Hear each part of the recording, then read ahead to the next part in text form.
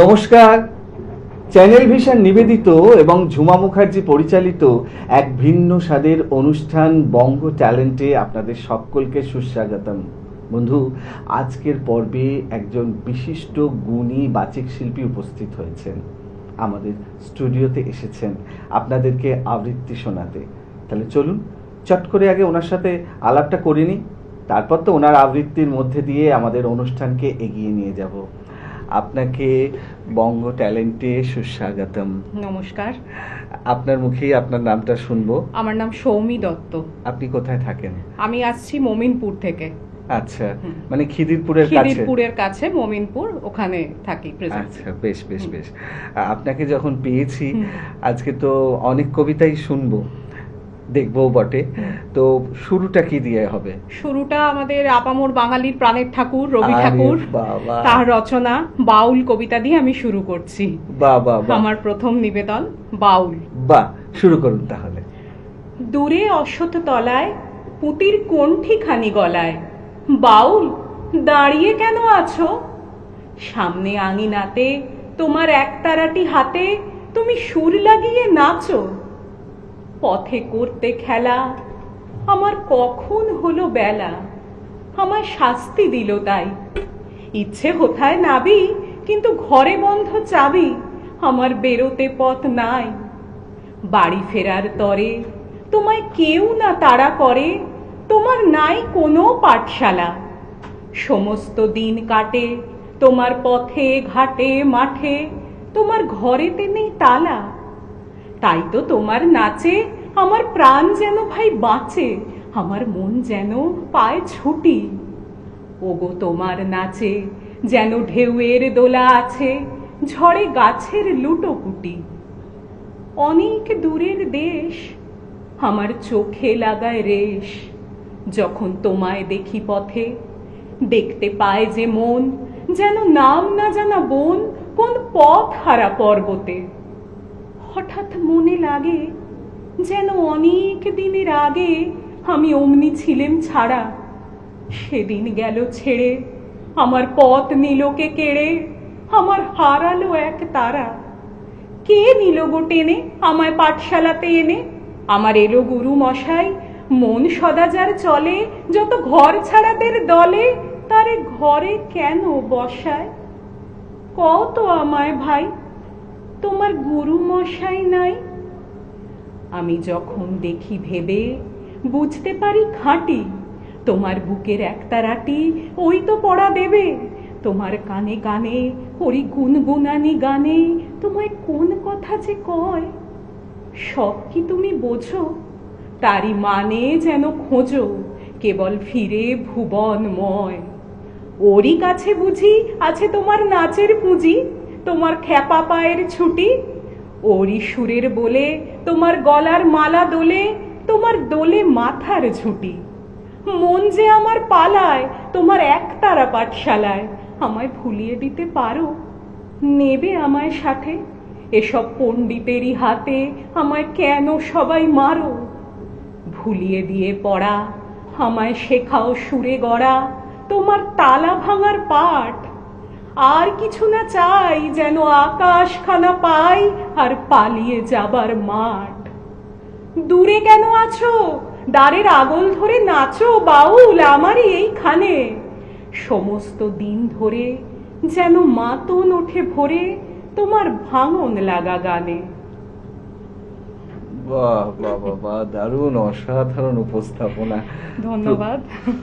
প্রথম কবিতায় একদম বাজি মাত, দারুণ, অসাধারণ। শুনতে শুনতে একদম হারিয়ে গিয়েছিলাম। আচ্ছা, আমরা দ্বিতীয় নিবেদনে যাই। হ্যাঁ, এর পরের নিবেদন কি হবে? পরের নিবেদন আমি বলছি কবি মন্দাক্রান্তা সেনের লেখা কবিতা, আমার ভীষণ পছন্দের একটি কবিতা, অর্জুন কৃষ্ণচূড়া কথা। আরে বাপ রে বাপ, দারুণ দারুণ, অসাধারণ নির্বাচন। শুরু করুন তাহলে। অর্জুন গাছ একা ছিল ওই মাঠে, আর্য পুরুষ আভিজাত্যের দম্ভ, নত জানু হলো সব গাছ তার কাছে। এইটুকু শুধু কাহিনীর শুভারম্ভ। কোথা থেকে এলো কৃষ্ণচূড়ার বীজ?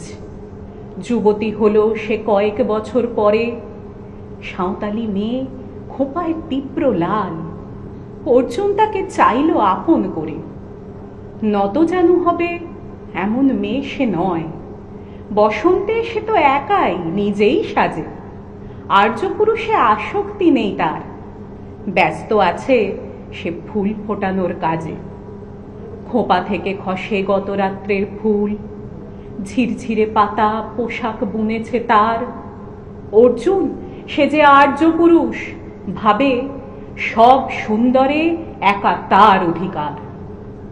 অর্জুন গাছ চেয়ে দেখে দূর থেকে, কৃষ্ণচূড়ার হৃদয়ে ঝরছে রোজ। রূপ দেখে তার ধাঁধায় দুখানি চোখ, ভাবে কবে পাবে ওই হৃদয়ের খোঁজ। কাহিনী এবার শেষ করি তাড়াতাড়ি।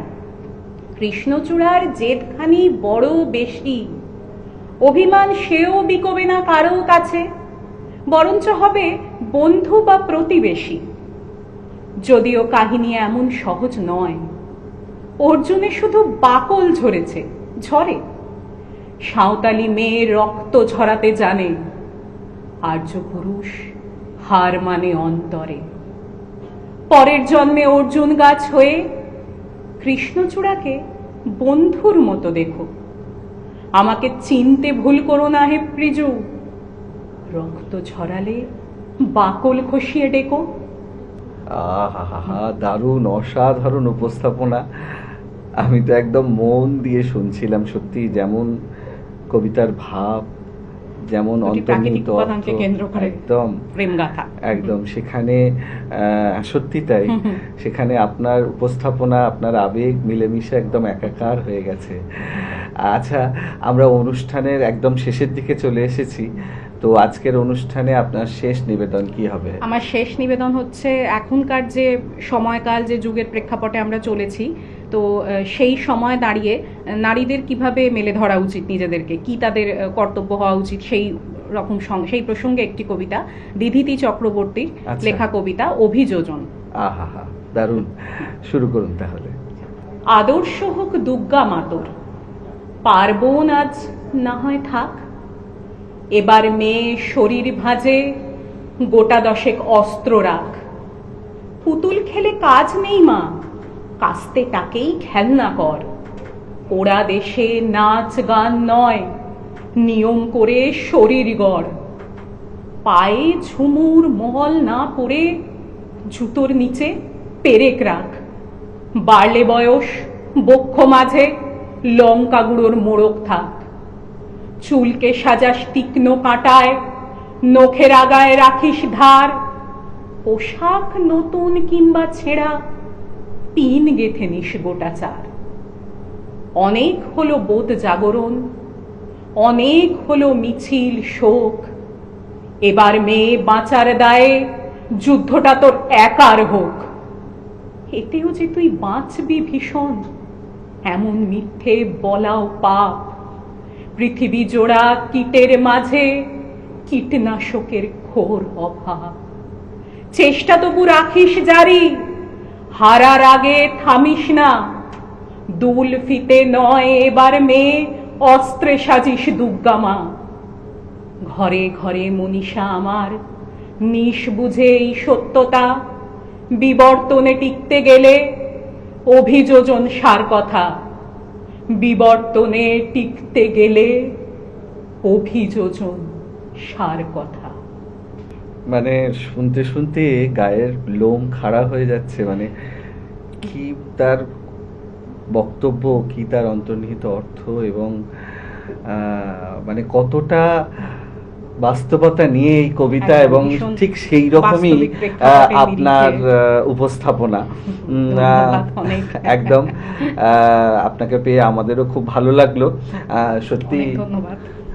সত্যি দর্শক বন্ধু, আপনারাও আমার সাথে একমত হবেন। আজকে সৌমি দত্তকে পেয়ে আমাদের অনুষ্ঠানটা কবিতায় ভরে তো উঠেছেই, কিন্তু একটু অন্য রকম মাত্রা পেল, একদম অন্য রকম হয়ে উঠল। আজকে সময় একদম নেই, বিদায় তো নিতেই হবে। বিদায় নেওয়ার আগে সেই গুরুত্বপূর্ণ কথাটা আবারও বলে যাই, আপনারাও যদি আমাদের এই অনুষ্ঠানে অংশগ্রহণ করতে চান, তাহলে চট করে আপনাদের একটা পারফরমেন্সের ভিডিও আমাদেরকে হোয়াটসঅ্যাপ করে দিন। আর সেই ভিডিও যদি আমাদের ভালো লাগে এবং আপনাদের পারফরমেন্স যদি আমাদের ভালো লাগে তাহলে আপনারাও চলে আসতে পারবেন আমাদের এই অনুষ্ঠানে অংশগ্রহণ করতে। আমাদের হোয়াটসঅ্যাপ নাম্বার 9804272808। তাহলে দর্শক বন্ধু, আজকের মতো বিদায় তো নেবই, তবে আবারও দেখা হচ্ছে আগামীকাল ঠিক এই সময়ে। ততক্ষণ পর্যন্ত বিদায় বন্ধু।